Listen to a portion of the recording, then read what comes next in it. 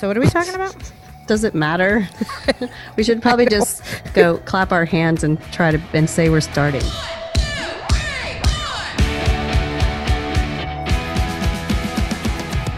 I do want to know, what is one thing each of you learned from 2019? A takeaway. Do we need to tell you now, or can it be a surprise? No, you have to tell me now. Oh. So for me, it was slowing down and the value of slowing down. No, fair. I should have talked quicker because that's sort of mine too. Mine would be, and it goes along with my mantra of this year, which is do less with more intention and more purpose. Because as you know, Gina, I always spread myself way too thin, and that doesn't get me anywhere. No. Well, no. I finally realized I used to be like all proud of it that I can handle it all, because I can. I've handled more than I handled last year, but it just doesn't. Because you can doesn't mean you right, should. Exactly. And I always take on that extra, like when I took on doing the show that I thought it was going to get me a little of ahead and I'd make a little extra money. Well, the truth is, then I always find it doesn't get me ahead. And it only gets me exhausted, and it doesn't enhance the direction of business that I was trying to go in by doing something extra, thinking I can pick up extra cash and that I'd have some fun with it. Like it's not worth it. And then you're not as perky when you're exhausted. True. I'm probably decently perky right now because I'm not exhausted. Yay. Yay. You know, Rachel, that one of the things that I work with CEOs a lot on is doing less. Well, you know what's crazy is day one, I want to say it might have been New Year's Day, or maybe it was somewhere right around New Year's that I was looking back through my last year's day planner, just looking at everything that had gone down in the previous year. And I came to that phrase of do less with more intention, do less with more purpose. Mm-hmm. And I just said, okay, I'm going to only, do what I'm doing right now with full focus, which 100 coaches will tell you that. And I've tried to buy into it, but I never have. So I decided just for that one day when I figured out that, okay, I'm not going to overdo it. And about $2.2 million worth of business fell in my lap that day without me trying. Now, that was all prospected business, but like potential business that could happen. But I was like, oh, I see. Yeah. And when I go into a lot of companies, one of the challenges they have is they're trying to do, everything's a priority. So there is no priority and there's no focus. And so nothing can get completed to the point where it's really worthwhile. And it happens at the individual level and it happens at organizational level as well. It's so common. And employees don't know how to deal with that. Like that's one thing I've been working on with some of our clients, where the employees are so frustrated because they keep getting things dropped on them, and their reaction is, they keep giving me last minute things to do, and I'm like, well, that's kind of life. But the problem is they don't know how to prioritize because the leader hasn't told them what's the priority, and they don't know how to manage up and say what's the priority. Yep. And everything becomes a priority, and then nothing is a priority. Yeah, and then the employee is just miserable, and then productivity sucks, and then morale goes down, and there are some dysfunctions there. As Keith says, everybody should read that book. I listened to you yesterday. Listen to Keith talk. Oh, you listened to the podcast with our friend Casey. Oh, it's actually, I require everybody I work with to read this book. It's called The 5 Dysfunctions of a Team. And it's written by a guy named Lencioni, and all of his books are excellent. And it's a real fast read because it's written in this fable kind of form. So it's a real quick read, but it's like so basic. And it's kind of geared toward organizations, but it's a relationship. It's the same. Yeah. Family, whatever. It's the same thing. I actually started using that with the emotional intelligence training I'm doing. So that has become part of it on trying to build trust. Mm-hmm. I love Lencioni. I forget which book. one of his books, he talks about improv. So, of course, that makes me happy. I forget which one it is. And the other thing I learned from him was again, I forget which book that's in. He said, repeat when it comes to communication. So just because you think saying it once should be enough, somebody might not have heard it. So you have to continuously repeat yourself in different forms until the message is heard. Yeah, when you think you've over communicated is when you're starting to reach the right communication level. Yeah. But think about when I was a younger leader, I would get so frustrated. I'm like, do I really have to tell you this again? You should have heard it the first time. Yeah. But I grew up. And now I just know I have to say it 10 times. And you're so wise. So I think the episode started as usual. So that's good. Going along those same lines of slowing down and doing less with more, that was kind of my big takeaway from last year as well with the client work that I'm doing. It's taking on less clients, but bigger projects. Mm-hmm. And that's really keeping me focused and engaged. And it's less exhausting mentally. So I am seeing a pattern in us three. And I've been sitting here trying to think of who I was talking to over the weekend that said that they felt like they were similar to me. And I was thinking of you, Gina, because it's how you are as well, that we're idea factories and we will come up with 1,000 ideas and we just need a babysitter to say, this one is not really that great of an idea, or, because we will come up with stuff. And then I think we get sidetracked sometimes with trying to chase a certain idea. I definitely, because we just love it. I definitely get sidetracked with things that I think, like I said earlier, that I think are going to get me ahead, which they don't, because I just need to get to the singular focus. Now I've reached a point, I believe, that I've figured out how to use, because I always get sidetracked by performing because I love to do it. But now in my can you explain performing for maybe someone who just is joining the podcast for the very first time ever? I have been a ballet dancer since age 5, and that was my first career, is to dance on stage, dance in films. I never took my clothes all the way off, if that's what you're wondering out there. I mean, when you say I was performing, I just want to make sure everyone. When you say you're performing, I'm a dancer. Especially around this area, they're like, "Ooh, which club?" So yes, performed, and I have in our area where we live performed with particular theater show for about 20 years on and off, and every time they need somebody, then they call me, and I do love it. And this time when I went back and did it again, and I realized that it's really not the best showcase for what I can do for my level of talent that I have over 10,000 hours of.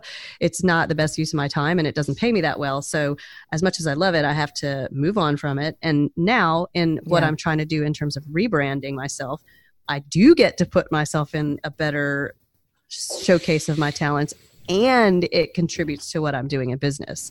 So I guess I just kind of had to come to that. It had to evolve. How hard was that for you to let go of something that it actually was. It actually wasn't that hard, because I came to that realization that there's been a bunch of situations where that particular corporation told me they didn't want me. However, when they had an emergency and someone got pregnant or somebody got injured or somebody quit, and with 2 days notice, they suddenly needed me. And I was like, you know what?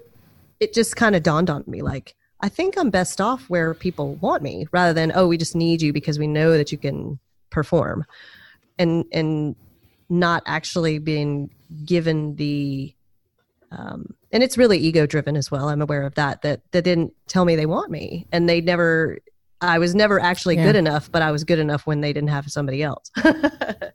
So it was actually an easy decision at that point. And, I'm literally twice the age of the girls that I was dancing beside. So their problems are not my problems. So circling back to an earlier conversation that, sometimes you just can't relate to people that aren't at your level of where you have worked towards in your life.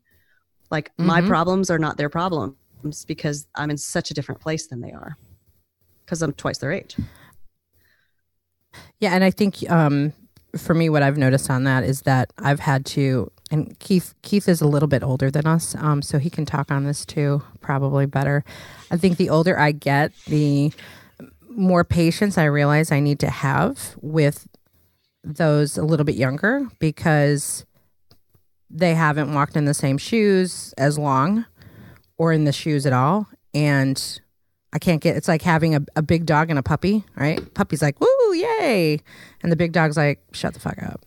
But the big dog can't do that sometimes as a leader. So you just sort of have to just be patient through it and not get aggravated or feel the need to explain yourself. Right. And there was a lot of situations where I'm like, listen, you guys, you've got to listen to me. I have been through this. Please just listen.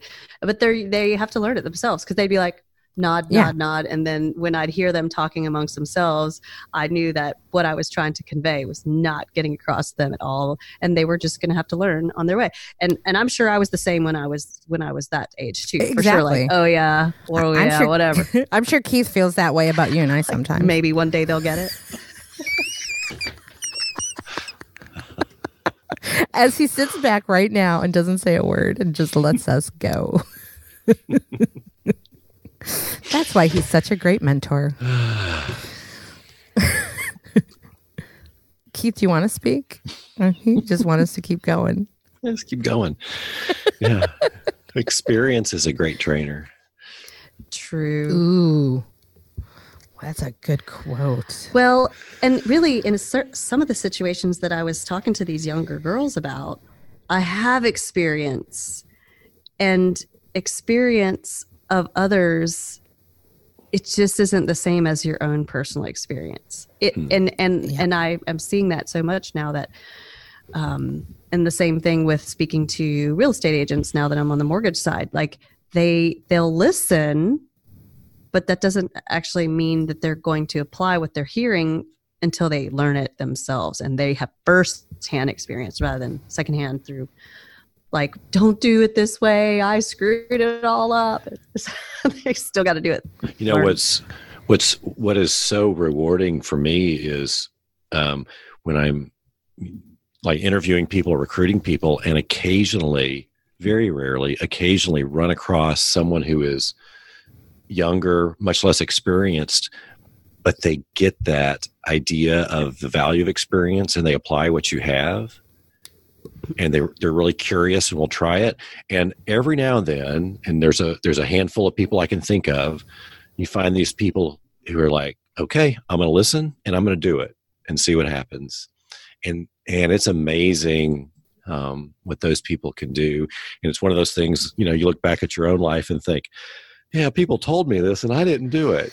And when you run across someone who does, it's fascinating. Oh, it's invigorating. Yes, it is. Because they're like, they're the puppies who are like, no, give it to me. I want it. Tell me. Actually, Casey Hasten can sometimes be that way with me when I'm visiting her. Like, I stay at her place in exchange for coaching and vodka. Wow. Let's talk about a cheap date. Well, hey, that brings us to, kind of, we talked about this earlier about being coachable, right? So some people are coachable and they want it, and some people want to learn the hard way and they don't want to be told what to do. And I think Rachel hit this. Some of that is ego. I'll learn it my way. With your experience as being my coach, Gina, would you say that I was coachable or not coachable? You were coachable. Oh, good. Because I was sitting here, you guys were saying I'm not coachable, and I'm like, I'm really not sure. I think I try, but then I'm also a squirrel chaser, so I'll be like, yeah, I'm going to do that. Oh wait, yeah, that was my only challenge with you, honestly. I mean, you were coachable, but not when you were chasing squirrels. And then I would like be the squirrel catcher, and I'd be like following behind you with a net, trying to like a lot of your coaching was for me to not follow those squirrels and come back into the fold. Yes, I was literally running with the net. Or what's that game where you're like the moles and you're hitting whack-a-mole? Yeah, the whack-a-mole. I was literally, every time one would come up, I would like hit it and be like, "No, Rachel, you can't do that." Focus. But I'm the same way. That's why I have Keith to talk to. Keith, should I do this? Why? And he goes, why? That's the birth of this podcast, because he actually said yes. I thought for sure he was going to say no. I thought he was going to whack the mole. But he didn't. So there's a saying that the he wanted to be the whacker. I'm sorry, I couldn't help it anyway. There's a saying, go on. Wow. Whacker. The idea of a lifetime comes around about once a week. And it's not really the idea. The idea has no value. It's only if you can turn the idea into results does it have value. And so, it's being able to just like, oh, that's a great idea. Can I do it? No, it's not going to happen. Okay, I'll let it go. Where'd you get that quote? Did you make that up? Maybe. It's hard. I think I did, but I've used it for so long I can't remember. And it's hard to give it up. Like I have a couple of big ideas that I threw a lot of money at too, that sometimes that I, had to just take a step back from, because I realized that maybe it wasn't the idea of a lifetime. That's a hard one. And I think people hold on to that because they have invested so much money in it. And I used to worry about that until I heard, I think it was an audiobook of some sort. I can't remember which one, where it talked about Jeff Bezos is the Amazon guy, right? So how many millions and millions of dollars he lost when he first did Amazon, and it was books. And then when he tried to go into toys, and it was a total disaster, and lost millions. And of course, everything turned around again later, and boom, everybody, I buy all the toys that I send to the kids in the family off of Amazon now.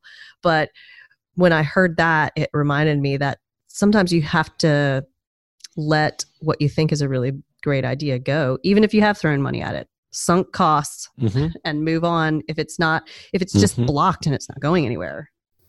Because there's a bigger cost than the money investment. Yeah. It's the opportunity cost, the cost of your time. Yep, hanging around. Cost of your brain power. Hanging around in the wrong place won't get you anywhere. That's what my mama told me. But I still hung around in the wrong places. Me too. Hey Warners, this is Gina Trimarco, and if you know Rachel and I, you know how much we love our beauty strategies, especially Dermavogue, where we both go to keep our faces looking younger and healthier. Every time someone says to me, something looks different about your face, I can't help but to tell them that the Dermavogue team, led by Dr. James Turek, has been offering the greater Myrtle Beach area the best in cosmetic and aesthetic dermatology since 2003. Dermavogue combines expert medical knowledge with cutting-edge technology, bringing their patients the most effective, flawless solutions to any skincare or cosmetic need. Some of the services to consider include Botox, skin peels, facials, BioT, and much more. I personally love and highly recommend their Botox and lip injections for making my face look younger and healthier, and for BioT for improving my energy, sleep, and weight control. At Dermavogue, they gauge you in the process of total body health to ensure your satisfaction with their comprehensive selection of the most up-to-date, non-invasive cosmetic dermatology and spa treatments. If you want to look and feel your best, Dermavogue can help you get there. Schedule your consultation today by calling 843-357-2444 or visit dermavogue.com and tell them that the women your mother warned you about sent you. Keith, any thoughts, Keith? Yeah, so we were talking about coachability. I am not coachable because I have a problem with authority figures. Oh. Tell us more about that. So sit on the couch. I can have a mentor and peers influence, and I will listen. But if someone tells me what to do, that's exactly not going to happen. Ooh, what's your sign? What's your sign, Keith? I'm a Virgo, but I think there's a lot of people, especially high-level leaders, who are similar. And I think it really makes coaching, the whole concept of coaching, difficult. You and I and JJ were having a conversation about this a few days ago about the whole term of coaching. And, I advise a lot of companies, and people ask me, do I coach? It's like, no, I don't coach. I advise, I mentor, but I don't coach. Well, I think I was just thinking of the word coach, and the image that initially will come to mind for a lot of people, which is the coach of some sort of sports team. So you have to have the coach, the leader, so that everybody knows what they're doing. And who does a coach go to? Well, he goes to his other peers. Like, he probably might consult with other coaches that are on his level, but he definitely wouldn't have another coach tell him how to run his team. Probably he would have them advise. So I guess it's a difference of where you fit in, because I've figured out about myself, I'm not meant to be the head honcho. I'm freaking great as second in command. And there was times in my life where I thought I needed to be head honcho in some things, but I don't do great at that. I do great at second. I'm a great sweeper. And I think some people are built to be the leader.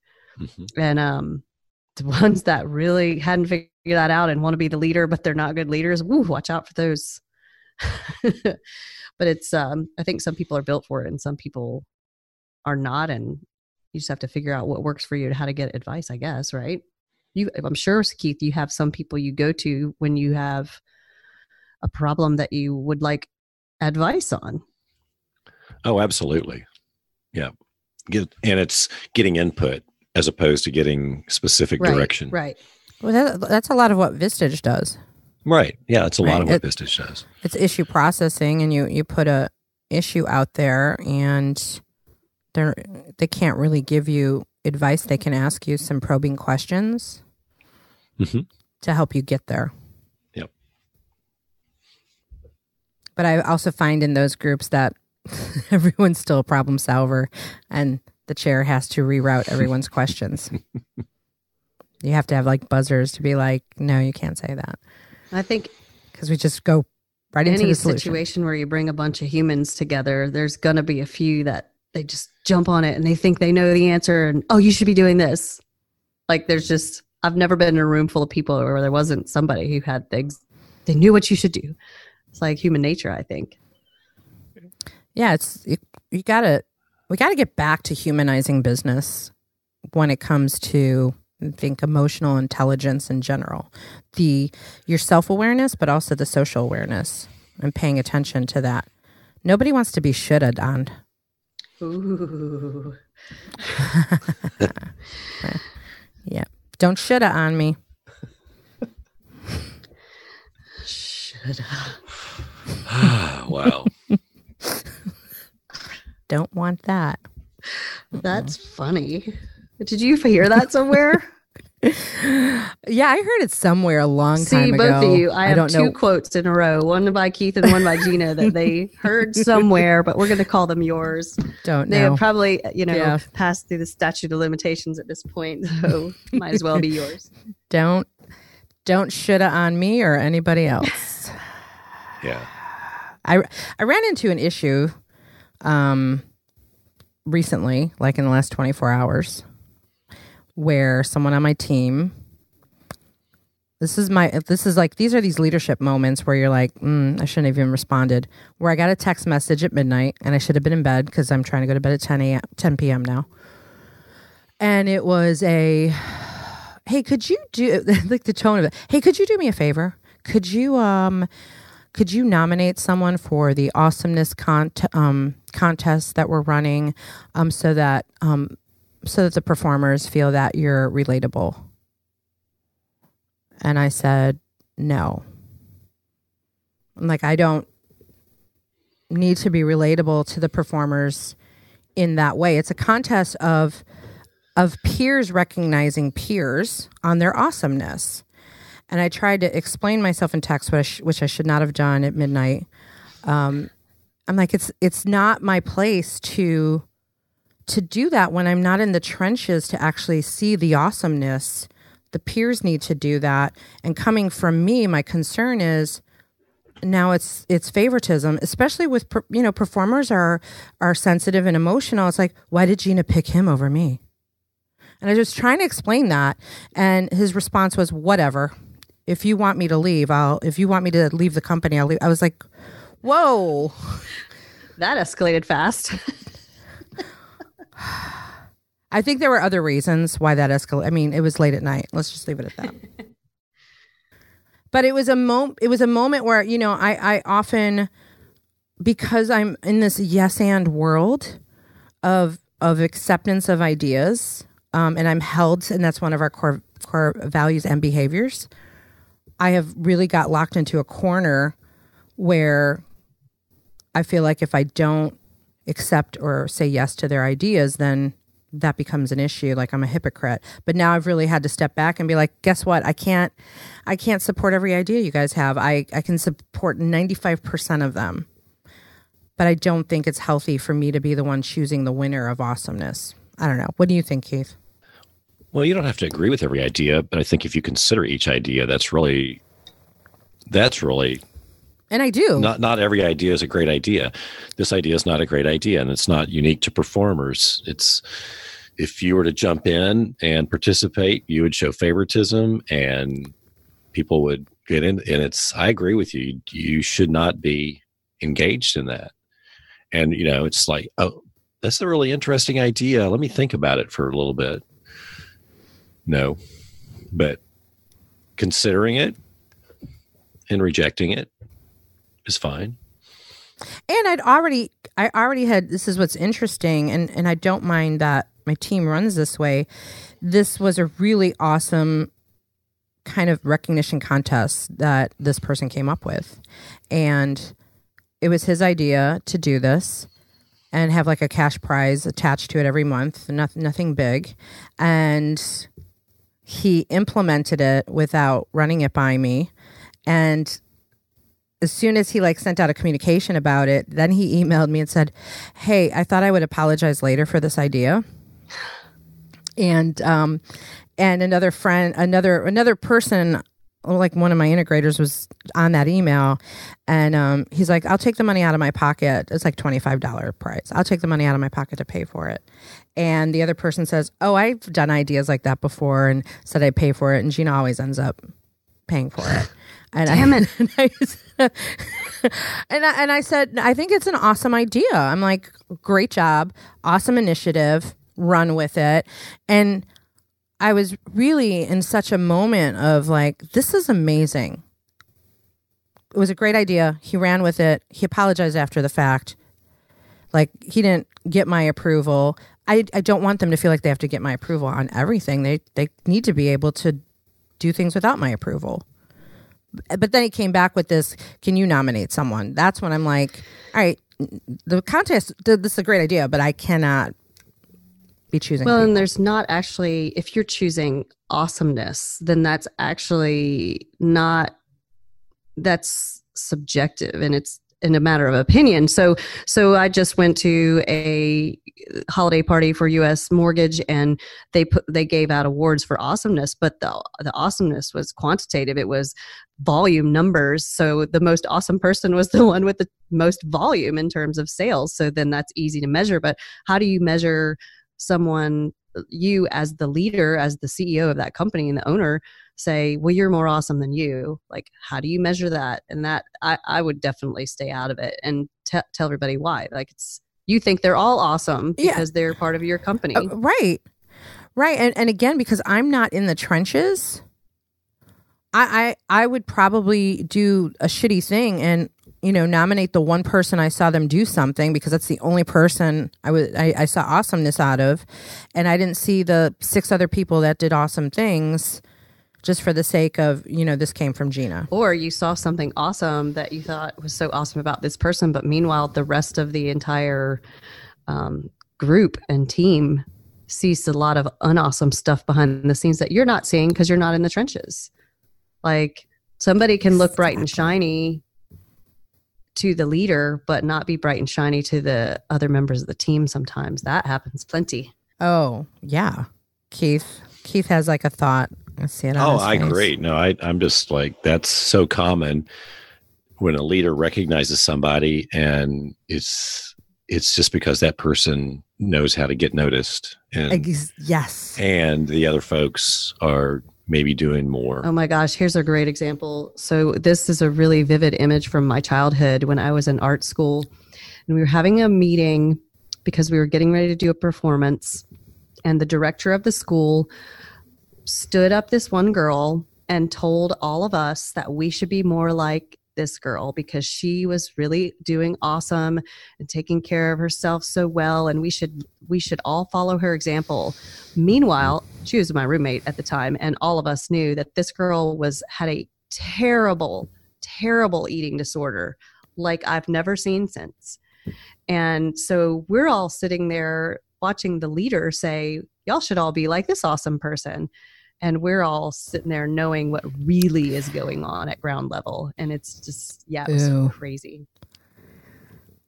That's a really good example of, and it happens. You're going to be out of touch. You're not going to know exactly what's going on behind the scenes. I mean, if you're intuitive enough as a leader, you can get a sense of it. Like I can sense people that I know they're bullshitters, and I know they're trying to like, ooh, look what I'm doing, Gina. And I know what they're doing. People will sometimes be very good at hiding the ugly side, though. Like in that instance I just described, like that was a really, really ugly side that she did a great job of hiding, of course, because most people with an eating disorder do, but she hid it so well that he had no idea. And that's what happens sometimes when people put on that bright, shiny face for the leader of like to be the favorite puppet. But because you're more concerned about showing how great you are to the person of authority, which Keith is, not good with authority. Keith's like, screw that. I'm not going to be a shiny penny in front of authority. A way that you could even go back to that awesomeness contest idea is to ask that question, like, how are you guys deciding who is awesome? Is it their consistent attendance to classes? Is it their going above and beyond to support the other players? Is it going above and beyond somehow, or is it just how sparkly they are on stage? Because I know in improv there's so much more to the whole game than just the performance. Yeah, it's not just about the performance. It is really about because it is a collaborative, right? Like the way we run is that it is a step-by-step process. You don't just become a performer because you want to be. You don't get to just audition to be on stage. Your audition begins from the first time you take a class with us, because we're watching everything you do. Did you show up to class on time? Did you work well with people on stage? Were you coachable? Did you take feedback well? And then when you come on to work at the bar and selling tickets, did you show up on time? Did you pay attention? Did you do what it takes? Their audition starts from the first day they take improv level 1. Because they have to work together as a team, and the team has to take care of each other. And that's how I think where I fail, where I'm constantly trying to improve is, go ahead, run with that idea. And then I don't do enough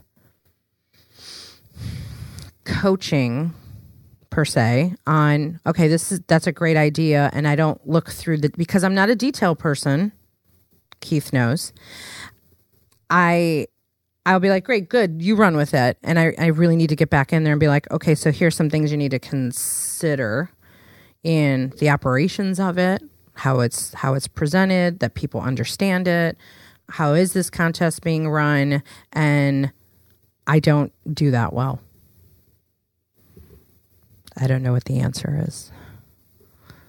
Get somebody else to do that for me, maybe. Awareness, that's all. Yeah, I'm aware of it, and then I fly off to the next thing I'm working on. I know nothing about that. But I'm putting lots of systems in place right now. I just need a couple more weeks to have everything in place because I cannot continue to operate like this. Keith is so subdued today. I'm just here to add where I can.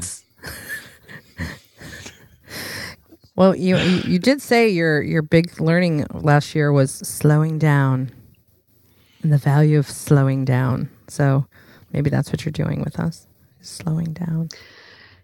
Yeah, it's that's a really good point. One of the things I've had to teach myself over the last few years, part of that slowing down is to shut up and listen. And instead of just being you mentioned in these Vistage groups, just, oh, here, I have the answer, but just sitting back and listening. It's so hard. I would have never guessed that about you, Keith. Oh, really? No, I'm serious. It's a learned behavior. Okay. Yeah, it actually surprises me. Thank you for your vulnerability. Oh, you're welcome. It's so hard to do for me because, and as sometimes I, like, example from what we're just talking about, being with these younger girls in the show situation recently, I would sometimes like pull up to the theater and go, okay, I'm just going to listen, be quiet, not try to tell them solutions to their issues. And it's so hard to do, especially when it's like, oh God, you're in a disaster. What a disaster. Please, listen to me. I have such a better way, but you know what? My life is not all that perfect. So I don't know if anybody should ever listen, but it's just it's a hard skill. And that the ability to just be quiet. God. Well, I think there is, for some of us, when we want to like throw advice out there because we've been there, we're coming from a good place. We're coming from good intention. We want to be a resource to someone. And really what that person wants is you to just listen to them. They just want to vent it, talk about it, because eventually they're going to process it on their own. And I think that's where I do struggle with that, there have been a couple times, and you know this, that you've come to me, like personally, Rachel, on some stuff in my personal life where I'm like, I just want you to listen to me. That's all I want right now.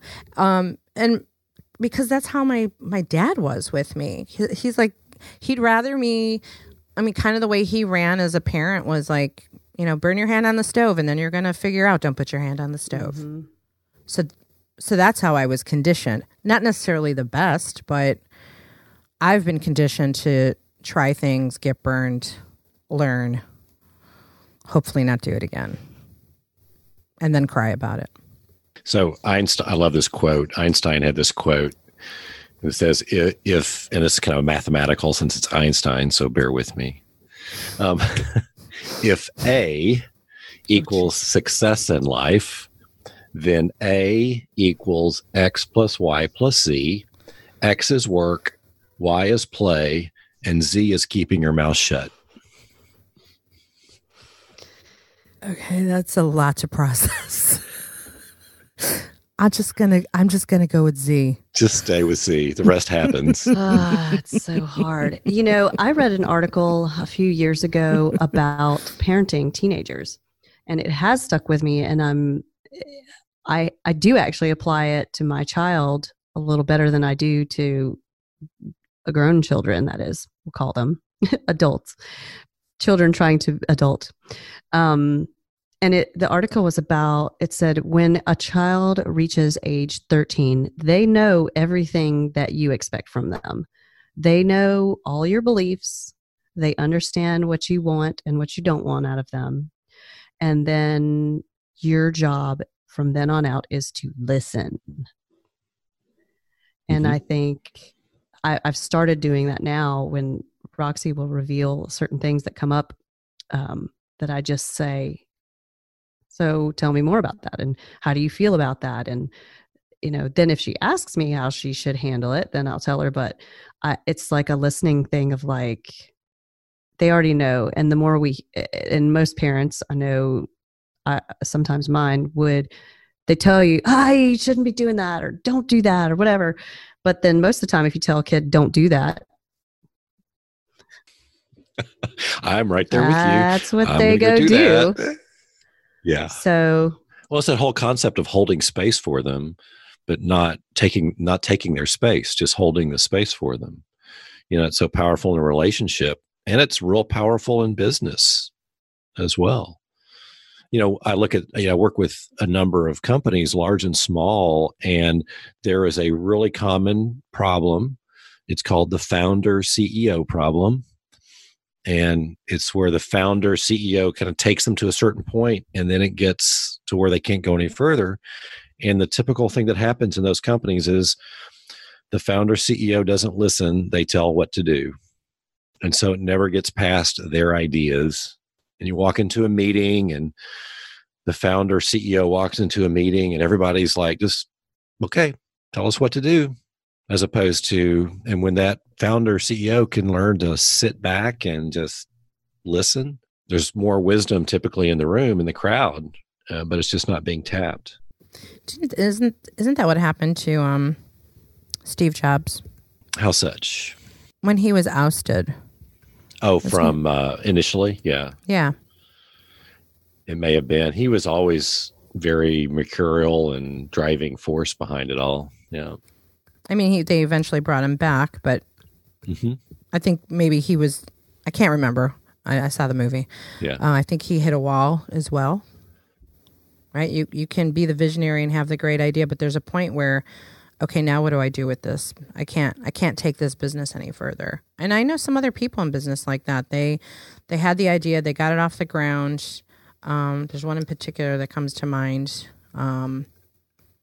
And then they're stuck because they don't have the tools in their toolbox anymore to take it to the next level. And one of those tools is listening. Again, being human. And stillness and waiting. Oh, stillness. I tell you what, I haven't been in the routine of morning meditation for a while. And this morning, and as we've read in Game Changers and discussed many times, that meditation is one of those things that every uber successful person will tell you is important to them. And so this morning I got up and full disclosure, I went to see Dr. Turek yesterday. So you're not really supposed to exercise for 24 hours after you have a treatment. I forget about that. So I was like, well, I guess I'll meditate this morning instead of exercise, which was a good choice. So I meditated, and golly, it's one of those things that when you stop doing it and you get back to it, it's like, Yeah, I'm still trying to have that magical morning of getting all those things done. And now I'm just like, you know what? Right now, I'm just proud of myself that I make it to the gym at 7 a.m. I'm like, yay me. Well, I think you can't stack too many things at once when you're trying to recalibrate. That's one big thing when people do the New Year's resolution thing every year, and they try to recalibrate, and they're like, okay, that's it. I'm going to go to the gym 5 days a week, and I'm going to be on a complete diet, and I'm going to stop saying fuck, and I'm going to take my wife out more, or whatever, and you try to do all those things, then you're setting yourself up for failure, which is why you should only really try to do one thing. Like you just said, be proud of yourself that you're getting yourself up and getting to the gym. The end. Then once that becomes a habit that is unshakable and just so normal, then you might get up a little earlier and meditate. And that's how people stack, kind of like the Zig Ziglar's story about the, block in a mailbox. Like, go the block and then add the mailbox. Don't try to do it all at one time. And good Lord, I've been guilty of that, which is why my mantra this year is do less with more intention. Yeah, I was in a good habit of, it's only a few days have gone by. I was in a good habit of, I get up, I journal, I meditate, I pray. Well, that kind of went to the wayside right now because just getting up and getting to the gym has been, and because the dog, second I get up, the dogs want to go out, and then that's a process. And I'm like, all right, let me just make it out the door. and then come back. Maybe I'll add the next layer tomorrow. Although I started praying at night instead. Yeah, that was just what came to mind. Maybe you could add that in at night. Yeah. I talk to God at night when I lay down, like when I was a child, like say your prayers before bed. So I'm like, okay, I'll try that. What, Keith? Just so you know, Doug's going to be using some of these videos sometimes. So you never know. He might get you back in your chair like that you just did. I can just hear you praying. Oh, Lord, and Lord, and Lord, and Lord, and Lord, and Lord. Oh, God. I say that prayer with someone, together with someone, not alone. It's always best to pray in twos. Or threes, why not? Oh, well, if you want to, that's a good idea. Let's expand the horizons. Group prayer, community prayer. All right. Well, on that note,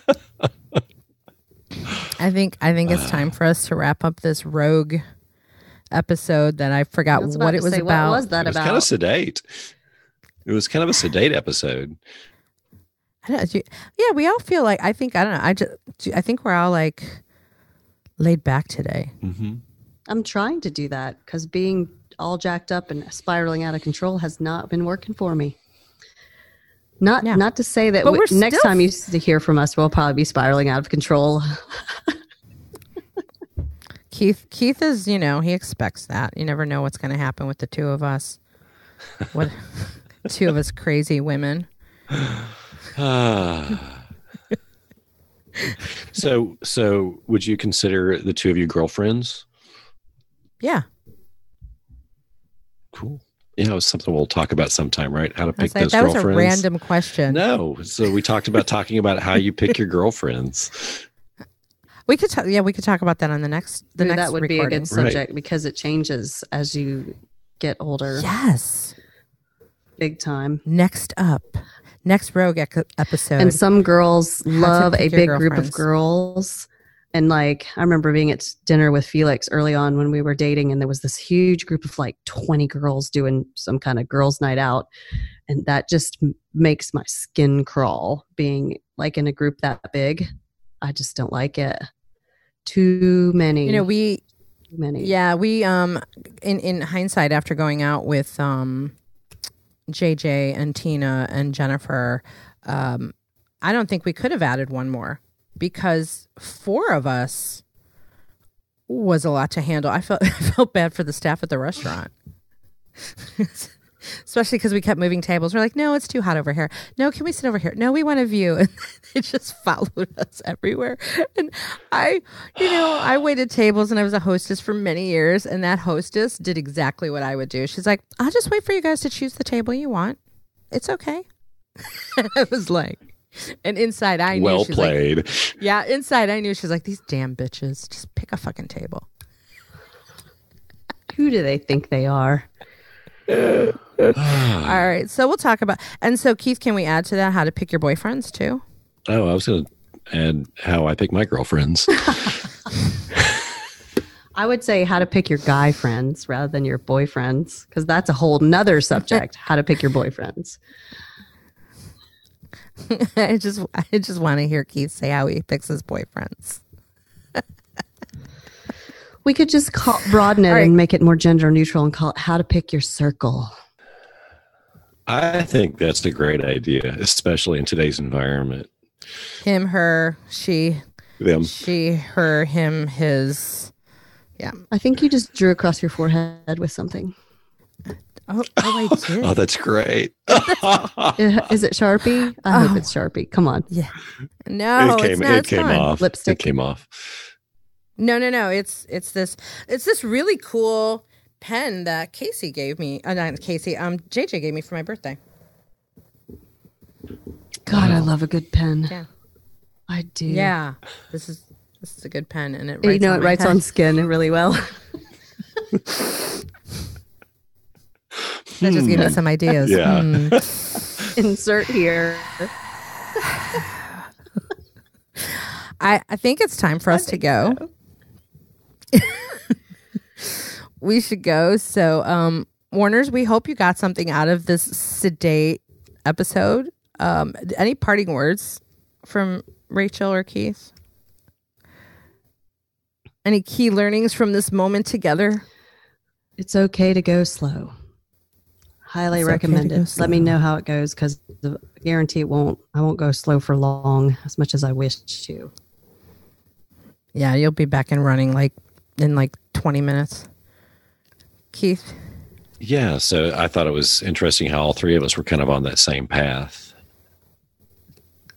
And that actually begs a question, if you don't mind. You were, Gina, you were with JJ for your birthday, and she was doing an exercise about what's your word for 2020. Oh, yeah. Is that right? Yeah. It's like, what's your 2020 word? So what was your 2020 word? What is your 2020 world? My 2020 word is butterfly.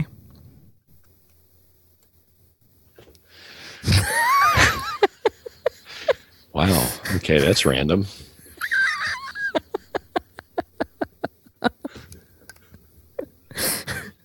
You don't get the meaning? You don't get the meaning Rachel, of butterfly? Do you have a 2020 word? I do. My 2020 word is actually forgiveness. Oh, that's a great because one. Oh, wow. Thanks, Keith. Yours, go on, Rachel. Yours is great. Well, I've noticed about myself that sometimes I get really wound up and lose my temper because it really goes back to some deep-seated resentments that I haven't fully forgiven, and things that I might tell the story and act like I am the bigger person, that I forgave a situation, when really deep down in my soul, I haven't really forgiven. So actually at night when I go to sleep right now, because I used to use the mantra of surrender, that was my only word. And now I say forgiveness, acceptance, surrender. Those are my words. Those, the other ones, but forgiveness is the big one, because I'd really like to move through some of that and let it go, because I think I'll be a happier person at the seat of my soul when I do. Well, that brings back to you both read Radical Forgiveness, right? Keith's the one that told us to. Yes. Yeah. So I read it after you read it, Rachel. So that's such a good book that it's worth reading again. I probably should go back to it again, because the first time, the concepts were a lot to absorb, and now that I have that new self-awareness. And it actually came about, there's a guy that I've been following on Facebook for a long, long time, Gina, since I was with you, and he was a fitness coach, and I followed him as a fitness coach, and he's actually evolved, and now he's doing more spiritual type coaching, and he and I got to a conversation because he said he went on to his Facebook page and unblocked everybody that he had blocked on Facebook. And talked about how liberating it was. And then he and I got in this conversation about these past resentments and how you have this story that you've been telling yourself about the other person. And it's just very, very interesting. I like that. That's some food for thought for me. Keith, what's your word? Amazing. That's nice. Yes, maybe it is. amazing butterfly is what we should put them together. What an amazing butterfly. Oh, Lordy. I felt very judged by my word choice, Keith. My feelings are very... No, I think that if someone who knows you and knows all the things that you're living right now and have been living, transitioning from the last year to this year, then butterfly makes sense to me, actually. Mm-hmm. Yeah. Just coming out of my cocoon, and it matches, Keith. it matches your it. tattoo. It does match my tattoo. My butterfly tattoo from last year, coming into this year. The butterfly flew in. So it really wouldn't it be more like cocoon if you're transitioning? Are you the butterfly yet, or is the butterfly where you're headed? I am the butterfly, but the butterfly is flying around. Ooh, so you've been through metamorphosis. Yeah, and I'm a young butterfly. Okay. So it's not like I'm an old butterfly. I mean. So. Okay, so how do butterflies have sex? Are we going to do that one too?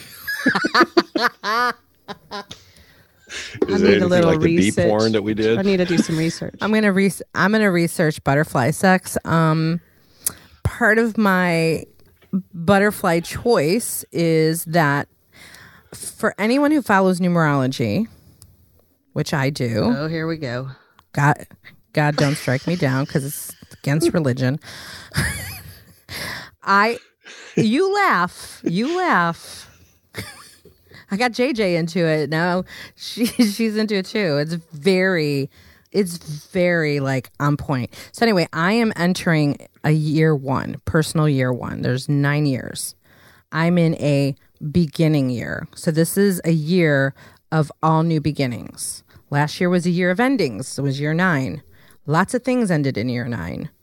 So it made sense for the butterfly in year 1 to kind of like hook up. Mm-hmm. Is that just for you or for everybody? No, that's just for me. Everybody's got a different personal year that they're in right now. Okay. Are there only 10 years for everybody? No, 9. 9 years for everybody? 9 years. It's a 9-year cycle. So year 1 is all new beginnings. Year 9 is endings. You don't want to start. One of the reasons why we launched the podcast in January last year was because we weren't supposed to begin it this year. Or no, I don't remember now. Now I'm all confused. No. I take it back. We started it. We started the concept and getting it off the ground in year 8, in my year 8. Right. Because this was year 9 for me personally. So it was important that behind the scenes, you guys didn't know that. I'm like, this idea has to come to fruition before year 9 begins. I could not start any new projects in 2019. Okay. You certainly ended a few. So I ended quite a few projects in 2019. There are people that live by this. Like I have a friend who, when she was trying to get pregnant, she was advised not to have a baby in her year 9. She had to wait till year 1. There you go. That's a whole nother topic. There's a whole nother topic. Alternate. Yeah. Alternate. Wow, we just went into tangents as we tried to end this show. So I think we're really gonna. I think we're really gonna end this show now. So thanks for listening, Warners, to our rogue ramble. I'm Gina, and you can find me on our website at womenyourmotherwarnsyouabout.com. I'm Rachel Pitts, and you can find me. I have rebranded, formerly Rachel on Real Estate, and now rebranded to the Singing Lender since now I'm in mortgage. And I sing. I just snorted. No, I snorted. I love it. The Singing Lender. Oh, that's great. Well, there's a singing realtor, and I've been doing all this marketing with the videos, and people just love them. They think they're crazy ridiculous. And one of my friends, what really struck me was, if I can take a subject as boring as mortgage and make it fun, then I'm onto something. And that's what the CEO and the president of the company told me this weekend at our party too. They're like, you're onto something there. So I'm rebranding, and we could talk about rebranding in another episode since we didn't really get to that. But you can find me as the Singing Lender on Facebook and Instagram, and Singing Lender SC on Twitter. And you can find all of our Keith, you want to say anything about yourself? WomenYourMotherWarnsYouAbout.com. You can find my information on LinkedIn through the WomenYourMotherWarnsYouAbout.com links, and see what you can see. He is That's my amazing. Extent of See how social amazing media. he is. He is amazing, because that is his word for the year. Thank you. It's true. Season 2 of Women Your Mother Warns You About. So, yeah. So we're going to go. I'm going to go. You guys are going to go. Okay. So, bye, ladies. Bye.